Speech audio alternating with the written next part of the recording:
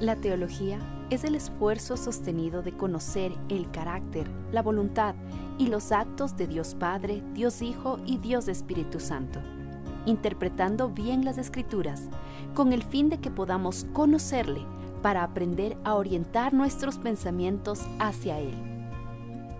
Bienvenidos sean todos ustedes a un discipulado en línea de la Iglesia Cristiana Dios es Fiel. Preparemos nuestras Biblias, abramos nuestra mente y corazón para recibir el estudio sistemático de teología.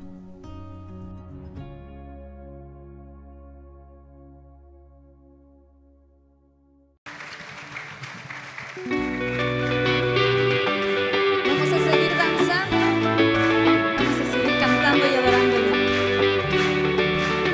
Tu palabra dice que aunque pase por el fuego no me quemaré, y si paso por las aguas no me ahogaré, aunque haya oscuridad con fe caminaré, pues tú siempre vas conmigo.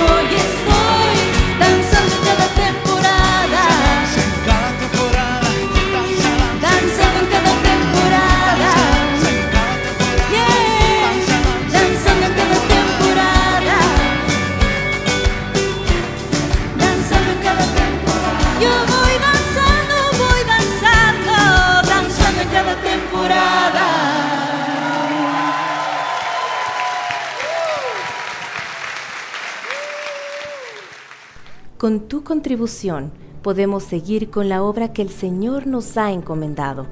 Hay diferentes formas de presentar nuestros diezmos y ofrendas. Si prefiere, puede hacerlo por medio de transferencia bancaria. Mientras reconozcamos que todo procede de Dios, vivamos en su temor y busquemos de su dirección en todas las áreas de nuestra vida, seremos prosperados, porque el Señor no es deudor de nadie. Hola Alondra, ¿qué invitación nos tienes para hoy? Nuestra iglesia, Dios es Fiel, ha preparado un taller para padres. ¿Y cuándo es el taller? El 3 de junio, desde las 9 hasta las 2 de la tarde, en las instalaciones de la iglesia. ¿Y de qué se trata el taller? Acuérdate que tuvimos una serie de lecciones sobre mi identidad en Cristo y fue de mucha bendición para todos los niños y niñas que participaron.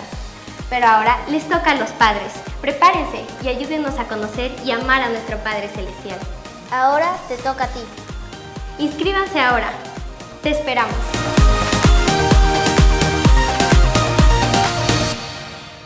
Para nosotros como iglesia es un privilegio el poder estudiar teología sistemática, ¿sí? Habíamos compartido el año anterior, cuando empezamos esta serie de estudios, y habíamos dicho que esta es una necesidad que existe en la iglesia. Lastimosamente encontramos falsas enseñanzas y encontramos falsas doctrinas y se levantan falsos maestros. ¿Por qué? Porque créanme, hermanos, no hay claridad, no solo de la doctrina básica, que a veces sucede, sino que no hay claridad de los temas teológicos. Y en estos días, revisando también otros materiales, me gustó una definición de teología sistemática que decía, Grudem dice: teología sistemática es cualquier estudio que responde a la pregunta ¿qué nos enseña toda la Biblia hoy respecto a algún tema? Les repito, teología sistemática es cualquier estudio que responde a esta pregunta. ¿Cuál pregunta? ¿Qué nos enseña toda la Biblia hoy con respecto a algún tema? Me gustó, me llamó la atención, porque esta definición también indica que la teología sistemática incluye la recolección y la comprensión de todos los pasajes relevantes de la Biblia sobre varios temas. Y luego que se tiene esa recolección y esa comprensión de todos estos pasajes bíblicos, por ejemplo, el tema del perdón. ¿Qué dice la Biblia? ¿Cómo se construye una doctrina? La teología, ¿qué te habla acerca del perdón? El perdón en el Antiguo Testamento tiene un grado de comprensión, se entiende hasta cierto momento, pero el perdón en el Nuevo Testamento, una vez que viene nuestro Señor Jesucristo y da su vida en la cruz del Calvario, ¿cuál es el alcance? Entonces es la recolección, es la comprensión de todos los pasajes bíblicos acerca de un tema, y luego hace un resumen claro de sus enseñanzas. Eso hace la teología sistemática, de modo que sepamos qué creer en cuanto a cada tema o a ese tema en particular. Ahora, el año anterior habíamos revisado ya algunas cosas. Solo me voy a tomar unos poquitos minutos nada más para continuar con nuestro estudio. Las primeras clases habíamos dado una introducción a la teología sistemática. Y después de revisar el alcance de la teología sistemática, cuáles son las áreas que se topa, habíamos entrado de lleno a esa primera parte, que es el estudio de la palabra de Dios, ¿sí? Y ahí nos deleitamos durante algunos meses, pudimos nosotros comprender temas tan importantes como el canon de las Escrituras. ¿Usted recuerda? El canon de las Escrituras.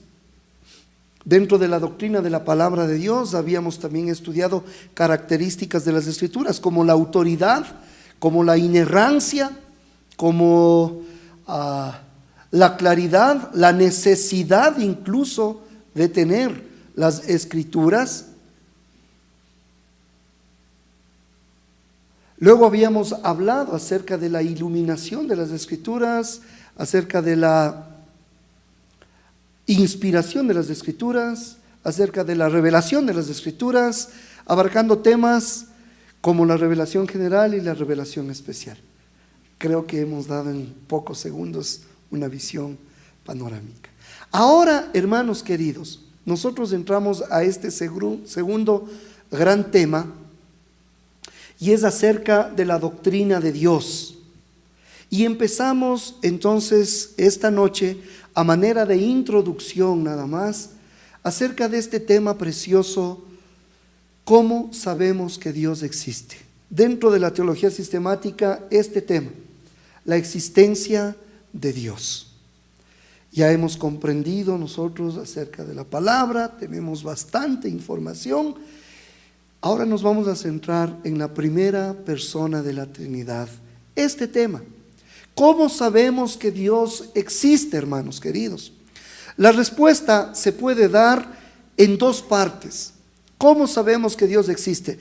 La primera, debemos entender que todo ser humano tiene un sentido interno de Dios. ¿Sí? ¿Cómo sabemos que Dios existe? Vamos a estudiar esta noche esta primera. Todo ser humano tiene un sentido interno de Dios. Y una segunda, ¿cómo sabemos que Dios existe? Nosotros creemos en la evidencia que se halla en la Biblia, desde el Génesis hasta el Apocalipsis. Creemos en esta evidencia, creemos en el contenido de este mensaje, y también creemos que en la naturaleza, ya lo estudiamos, la revelación general, se nos muestra la existencia de Dios. Amén.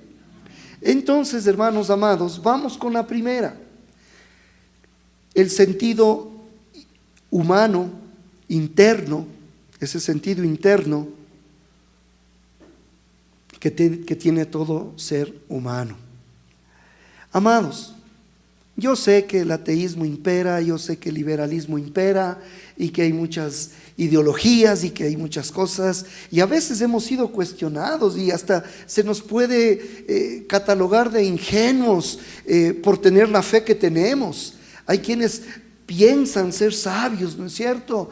Y como que nos miran de manera un poco desplicente por nuestra fe. Pero hermano amado, debemos entender que toda persona, no importa lo que diga, toda persona, en todas partes, en cualquier lugar del mundo, tiene un sentido hondo, profundo, interno de que Dios existe. A mí me llama la atención, por ejemplo, tanto odio de aquellos que dicen ser ateos, tanto odio hacia Dios. Si para ellos Dios no existe, entonces uno dice, ¿por qué odias a alguien que no existe? Porque ya muestran odio, a veces patológico, hermano. Y uno dice, ¿pero cómo? Pero si no dices que no existe. Le repito, toda persona en todas partes tiene un sentido hondo e interno de que Dios existe, tiene un sentido interno que es su criatura de Dios. Somos seres creados, por lo tanto, que hay alguien a quien se lo llama creador. Ahora, consideremos las palabras del apóstol Pablo. Yo le pido que por favor vayamos al libro de Romanos, precioso pasaje que lo vamos a considerar. Romanos capítulo 1. Este capítulo es una belleza y que ayuda al cristiano en la apologética, en la defensa de nuestra fe. Hay mucho contenido aquí, hermoso. Pablo dice, por ejemplo, que los gentiles o aquellos que no son creyentes, que los gentiles que no creen, dice Pablo, ellos han conocido a Dios, pero no le honraron como a Dios, ni le dieron gracias. Por favor, considere lo que dice Romanos capítulo 1, versículo 21, si es tan amable. Dice, mire, está hablando de los impíos, la culpabilidad del hombre, dice, pues habiendo conocido a Dios, no le glorificaron como a Dios ni le dieron gracias, sino que se envanecieron en sus razonamientos y su necio corazón fue entenebrecido. Hermanos, incluso los gentiles que no creen, la palabra de Dios dice que sí han conocido a Dios.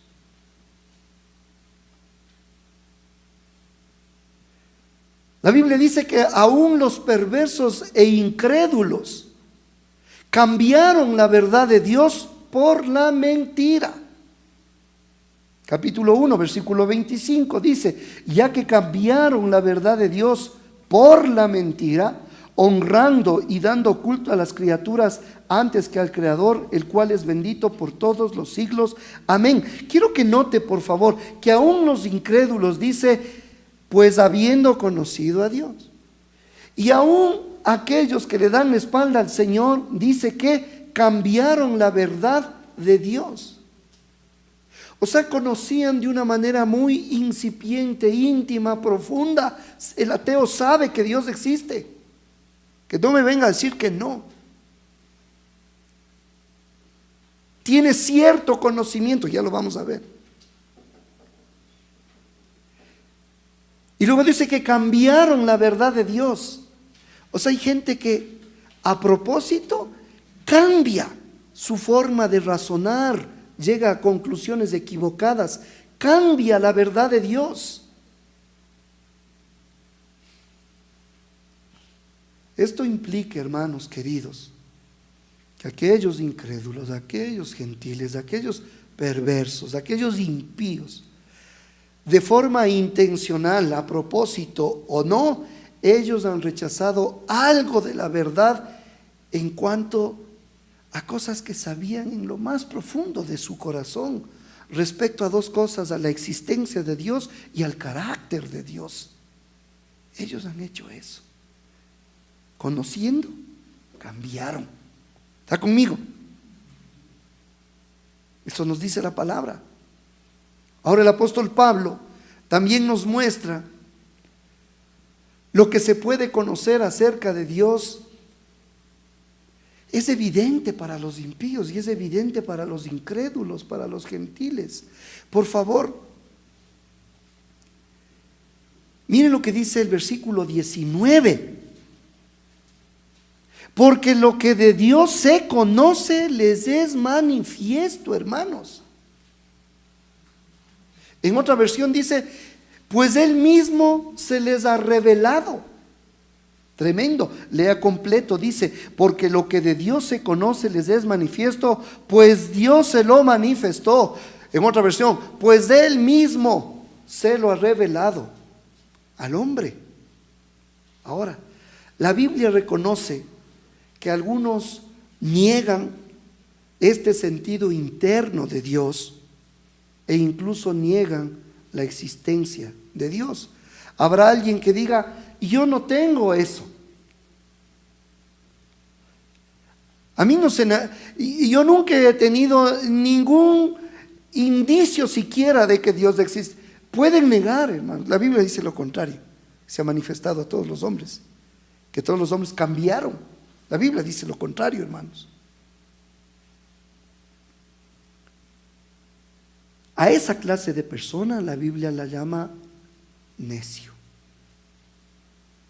Necio. Porque el necio dice en su corazón, no hay Dios. Salmo 14, versículo 1, por favor. Salmo 14, 1. Y luego vamos a leer el Salmo 53, 1. Si desea, por favor, subraye. Salmo 14, 1 dice, ¿lo tiene ahí? Vamos a leer juntos. Facilito. Dice el necio en su corazón, no hay Dios. Se han corrompido, hacen obras abominables, no hay quien haga el bien. Entonces Jehová miró desde los cielos sobre los hijos de los hombres para ver si había algún entendido que buscara a Dios, Pero todos se desviaron a una, se han corrompido, no hay quien haga lo bueno, no hay ni siquiera uno. Hermanos queridos, nosotros no deberíamos extrañarnos que el apóstol Pablo incluyó en su epístola a los romanos precisamente este capítulo. No hay justo ni aún uno, no hay quien busque a Dios, no hay, ¿sí? Pero este salmo nos aporta este dato muy especial, que dice el necio en su corazón. O sea, y esa es su necedad.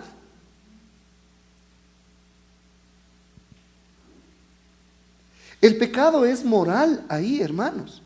No es intelectual, es moral. Se empecina y dice, no hay Dios, está conmigo. Ese es el problema del necio. Capítulo 53, versículo 1 de Salmos, por favor, vea un momentito. Salmo 53, 1. Dice: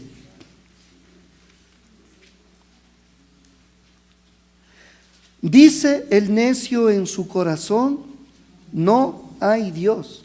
Se han corrompido e hicieron abominable maldad.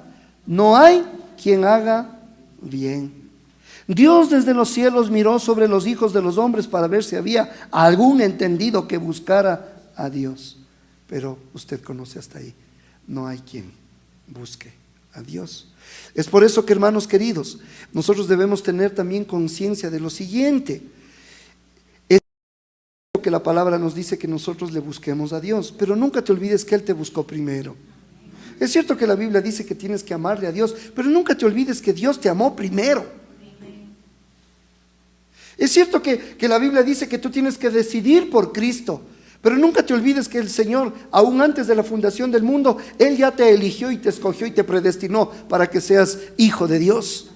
O sea, nunca nos olvidemos de la eternidad de Dios, de tal manera que la gloria nunca cae en el hombre, siempre en Dios. Amén.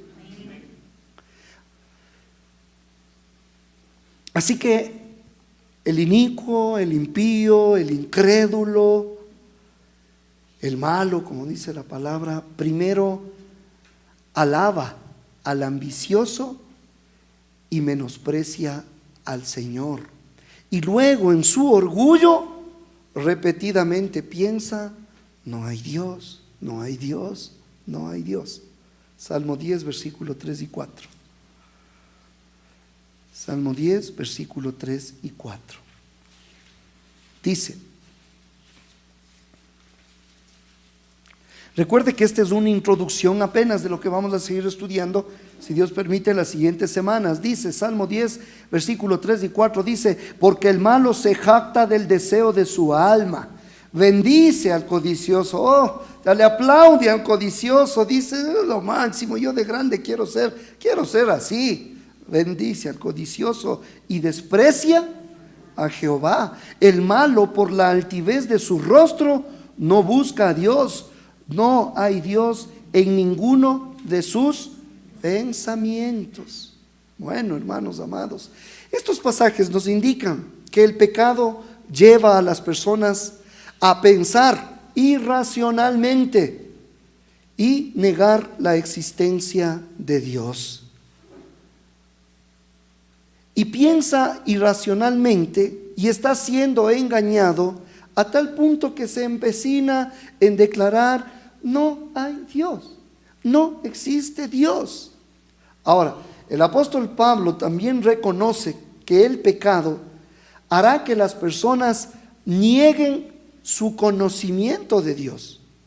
Entonces hay quienes niegan la existencia de Dios. No hay Dios, se acabó.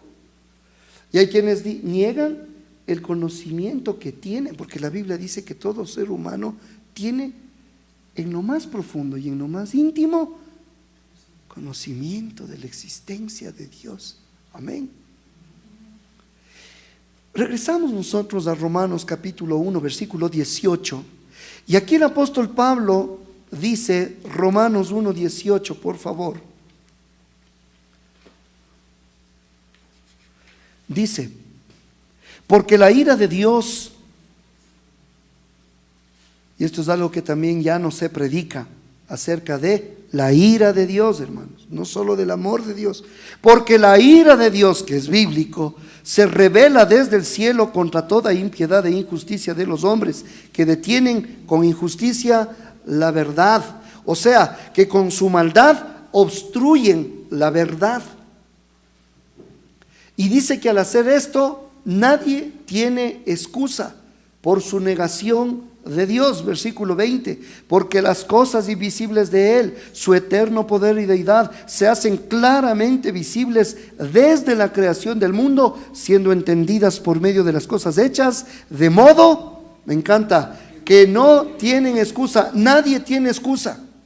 Quiero que note la serie de verbos que indica esta supresión que hace el hombre, esta anulación voluntaria, esta abolición a propósito de la verdad. En el versículo 23 dice, note por favor, dice, cambiaron la gloria de Dios incorruptible. ¿Lo leyó ahí? ¿Qué hicieron?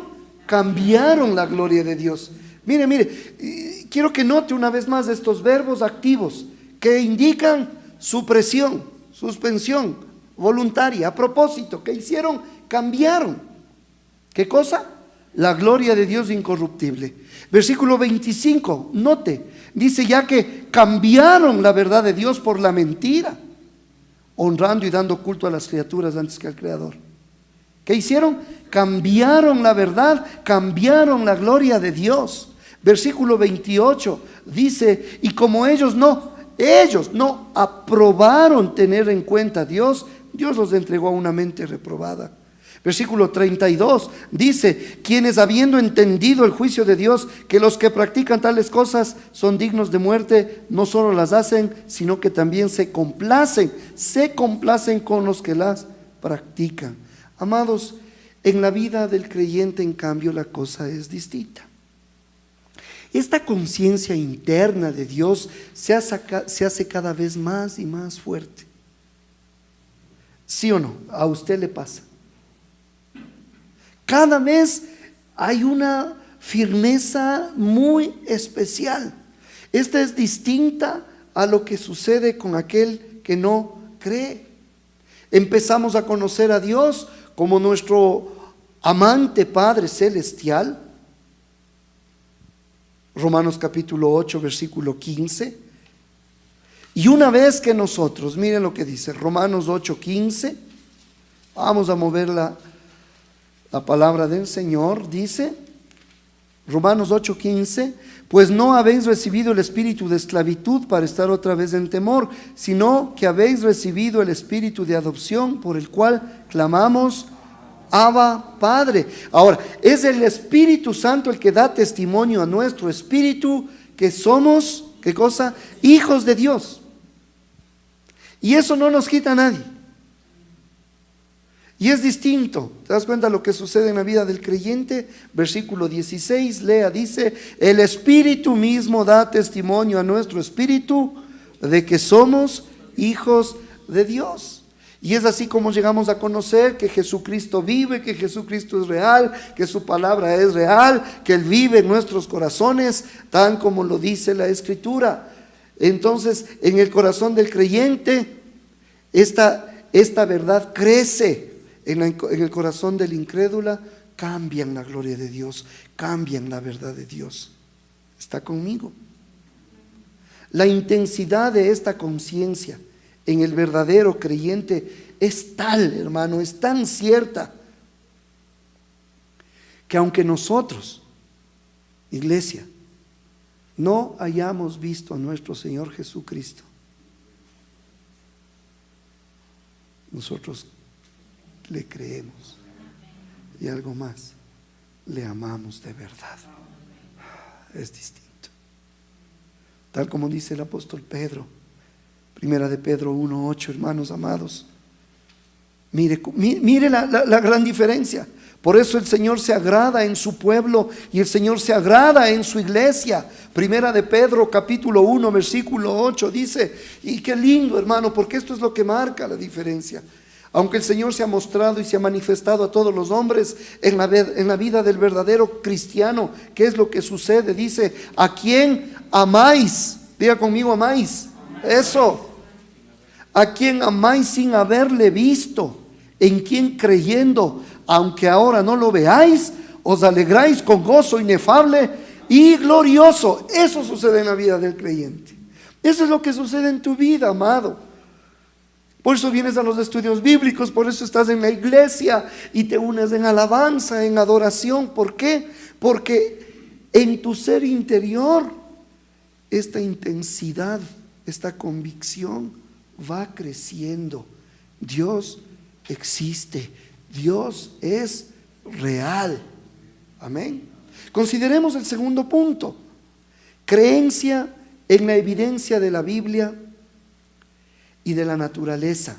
Entonces, por un lado, la existencia de Dios la creemos porque Dios ha puesto dentro de cada ser, en lo más profundo, se ha manifestado, se ha revelado, de modo que nadie tiene excusa. Segundo, nosotros creemos en la existencia de Dios por lo que dice la Biblia. ¿Sí? Así que además de la conciencia interna del ser humano en cuanto a Dios, el Señor nos da un claro testimonio de que Él existe. Cada vez que vas a la Biblia, el Señor nos está diciendo: hey, yo vivo, yo existo. Cada vez que ves la naturaleza, que algo ya lo estudiamos en la revelación general, se ve claramente, hermanos. Ahí hay una evidencia tan clara de la existencia de Dios. Recuerde que apenas esta es la introducción de este tema. Así que la evidencia de que Dios existe se halla en toda la Biblia. En toda la Biblia. La Biblia por todas partes da por sentado incluso de que Dios existe. Cuando usted va y abre la Biblia, el primer versículo de la Biblia, Génesis capítulo 1, versículo 1, hermanos, ese pasaje no presenta evidencia de la existencia de Dios. No. Más bien, de forma inmediata empieza a decirnos lo que Él ha hecho. O sea, da por sentado de que Dios existe. Dios en el principio creó los cielos y la tierra, punto. ¿Sí? Aquí no se pone a argumentar tanto. Da por sentado e inmediatamente te muestra decir lo que Él ha hecho. Dios en el principio creó los cielos y la tierra. Y es interesante porque aquí tú encuentras principios tan tremendos de la creación de Dios. Aquí tú encuentras la energía, tú encuentras el tiempo, tú encuentras el espacio, fuerza, todo lo que se necesita, materia, todo en el Dios. En el principio creó los cielos y la tierra. Así que, amados, si estamos convencidos de que la Biblia es verdad, entonces nosotros sabemos por la Biblia no solo que Dios existe, sino también mucho más en cuanto a su naturaleza y en cuanto a sus acciones. Le conocemos al Señor en su naturaleza y en la forma en que Él obra, por lo que vemos nosotros en la Biblia. Pablo dice que la naturaleza eterna de Dios, su eterno poder y deidad, se perciben claramente a través de lo que Él creó. Entonces, por un lado es la Biblia y por otro lado también es la naturaleza, la creación. ¿Qué tiempo tengo, Natita? Ok. Así que esta amplia referencia, hermanos amados, de lo que Él creó, sugiere en cierto sentido que todo lo creado, todo lo que tú ves es de por sí es una evidencia del carácter de Dios. Entonces tú sales al campo y tú ves ahí una evidencia del carácter de Dios. Te vas a las playas y ves una evidencia del carácter de Dios. Ves la naturaleza. Y no solo eso. Cuando ves al hombre, cuando te ves a ti mismo, el hombre mismo, creado a imagen de Dios, es una evidencia, hermanos, es un testimonio de que Dios realmente existe. Siempre que nos encontremos entonces con otro ser humano, deberíamos, si es que nuestras mentes están pensando de manera correcta, deberíamos darnos cuenta de que ese otro ser humano es una criatura tan increíblemente hábil, comunicadora, viva, intrincada, especial, distinta al resto de la creación, hermanos. Por eso no me cabe en la cabeza cuando nos quieren decir que venimos del mono, de un primate. O sea, el hombre, en lugar de dignificarse, le encanta denigrarse. En lugar de decir soy hecho a imagen y semejanza de Dios, hay quienes dicen yo soy producto de un chimpancé y un orangután. Dios no quiere. Solamente un poder creador infinito y sabio como el de Dios pudo habernos creado a los hombres, hermanos. Sí.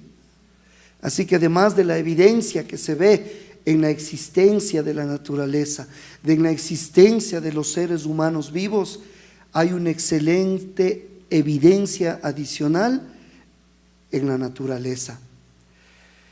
Tome en cuenta las palabras de Bernabé y de Pablo cuando en su momento él dice que las lluvias del cielo y las estaciones fructíferas, tanto la comida y la alegría que todo ser humano experimenta, dan testimonio de Dios.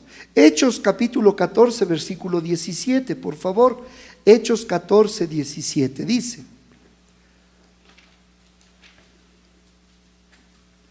vamos a ver.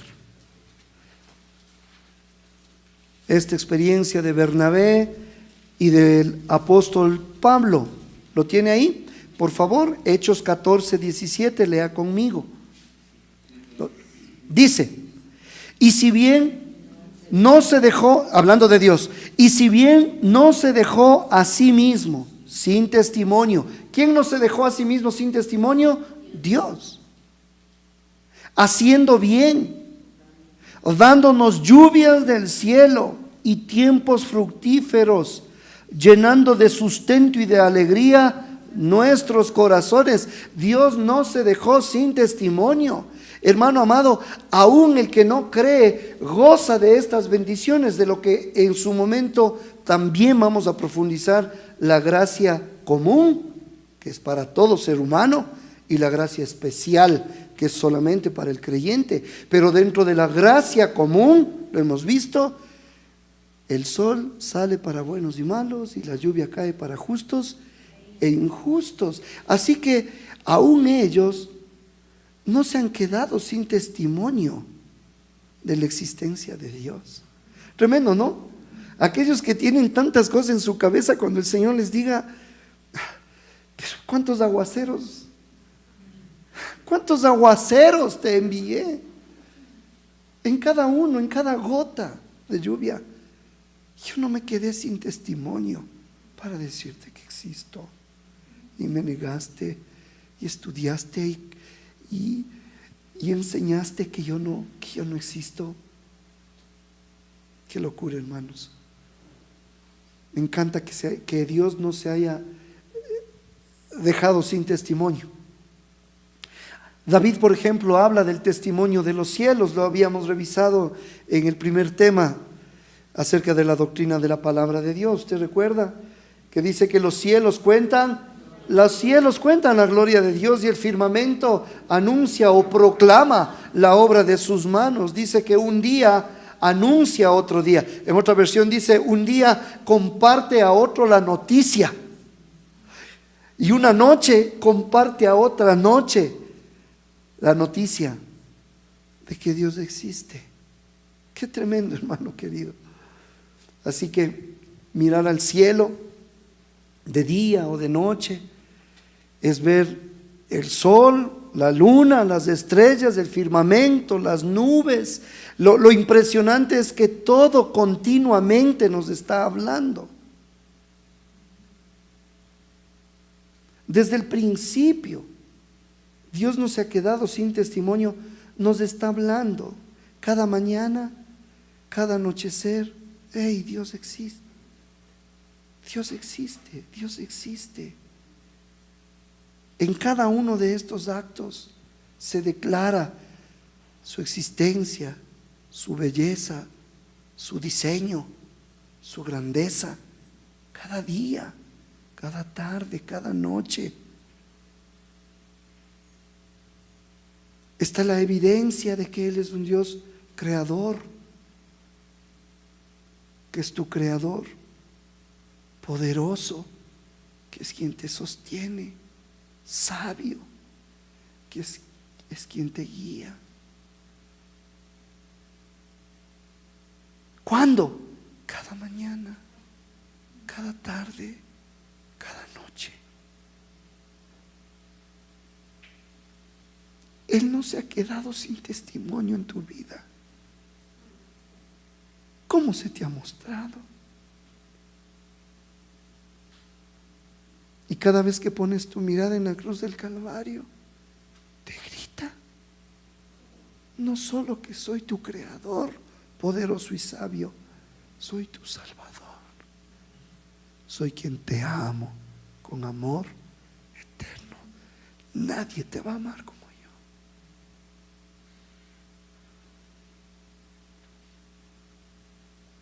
Así que qué lindo que el Señor, que existe, nos creó, nos sostiene, nos salva, nos sana, nos provee. Esta amplia variedad de testimonio de la existencia de Dios, que la vemos desde varias partes del mundo, en el cielo, en la tierra, en lo que sea, nos sugiere que en cierto sentido todo lo que existe da evidencia de la existencia de Dios. Todo.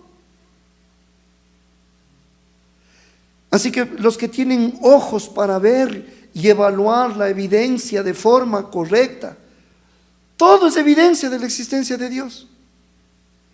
Cada hoja de un árbol, si tú tienes la visión correcta, es una evidencia de que Dios existe.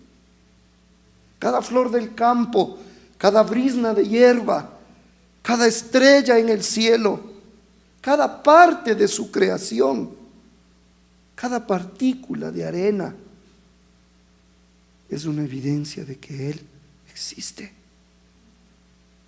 Porque esa hoja, porque esa estrella, porque esa partícula de arena, porque ese árbol claman continuamente: Dios me hizo, Dios me hizo, Dios me hizo. No puede ser producto de la casualidad, hermanos, tanta perfección. Si nuestros corazones y mentes no estuvieran tan cegados por el pecado, porque el hombre es así, sería imposible que viéramos detenidamente una hoja de algún árbol y que dijéramos: nadie creó esto.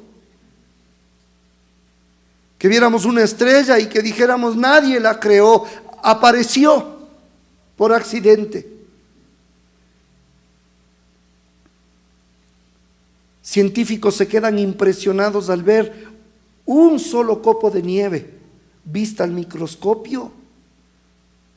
Yo no he visto, pero he leído la impresión que tienen los científicos.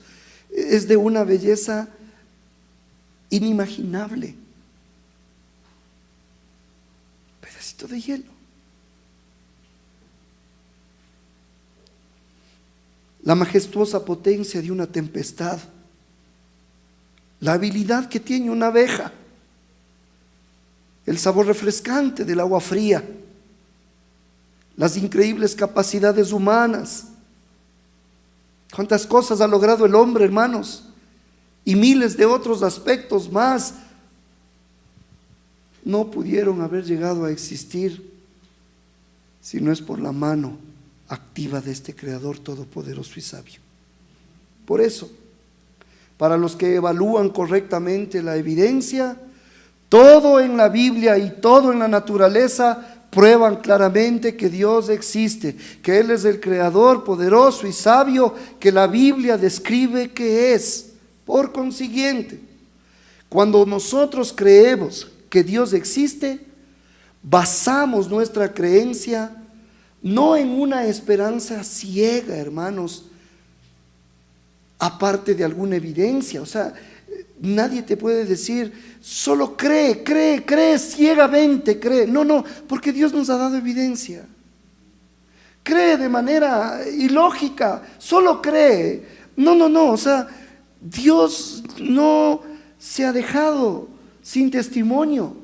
Dios se ha manifestado, Dios se ha revelado, se ha mostrado, ¿sí? Ahora que el hombre ha cambiado la gloria de Dios y que ha cambiado el conocimiento y la verdad de Dios por la mentira, eso es otra cosa. Pero Dios, de una manera abrumadora, por la cantidad de evidencias confiables, el verdadero creyente abraza esas evidencias que son confiables, que son hasta razonables, hermanos.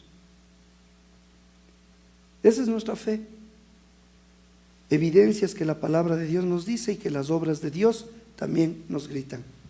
Así que es característica de la fe verdadera una confianza que se basa en evidencias confiables. Le repito, una característica de la fe verdadera es una confianza total, pero que se basa en evidencias confiables. Así que la fe en la existencia de Dios incluye estas características. Interesante ver nosotros a través de la historia cómo grandes hombres de ciencia han sido cristianos. Les guste o no les guste aceptar a aquellos que tratan de menospreciar la fe y el cristianismo. Todas estas evidencias se pueden ver como pruebas válidas de la existencia de Dios. No importa, aunque algunos no lo crean, aunque algunos lo rechacen. Amados, esto no quiere decir que la evidencia en sí es inválida, sino que aquellos que tienen su conciencia cauterizada invalidan la evidencia, evaluando de manera incorrecta y llegando a conclusiones equivocadas, erróneas. Recuerde que esta es la introducción nada más del tema que hemos visto en este estudio, la existencia de Dios. Dos puntos principales: el sentido humano interno de Dios y la creencia en la evidencia de la Biblia y de la naturaleza. Si el Señor permite, la próxima clase estaremos adentrándonos un poco más acerca de las pruebas tradicionales a través de la historia, a través del tiempo. ¿Cuáles han sido las pruebas tradicionales de la existencia de Dios? Esto queda, si el Señor no viene, para la próxima clase. Vamos a orar. Señor, gracias, Padre, por esta enseñanza. Gracias, Señor, porque marcas una diferencia en tu palabra acerca de aquellos que tienen fe en ti y aquellos que no tienen fe en ti. Te pedimos, Señor, que pongas en nuestro corazón este anhelo de seguir estudiando teología sistemática, en esta oportunidad la doctrina de Dios. Queremos aprender de ti. No solamente es acumular información, en realidad, Señor, queremos ser no solo informados, sino formados. Padre Santo, tu bendición, una vez más, sobre estos tus hijos que han llegado a este lugar. Tu bendición para aquellos hermanos que están recibiendo esta palabra a través del internet. Tu bendición, Señor, para aquellos que al escuchar este mensaje están siendo traídos por ti a los pies de Cristo. A ti te damos la gloria y la honra y guardamos esta palabra. Que no venga el enemigo y la arrebate con facilidad. No, sino que dé fruto al 30, al 60 y al 100 por uno. Tu bendición sea sobre tu pueblo en Cristo Jesús. Amén y amén. Dios les bendiga, amados. Este fue un discipulado en línea de la Iglesia Cristiana Dios es Fiel. Esperamos que este tiempo haya sido de edificación para su vida. Gracias por habernos acompañado y por compartir este mensaje con otros. Si necesita ayuda o más información, no dude en contactarnos. Será para nosotros un privilegio servirlos. Dios los bendiga.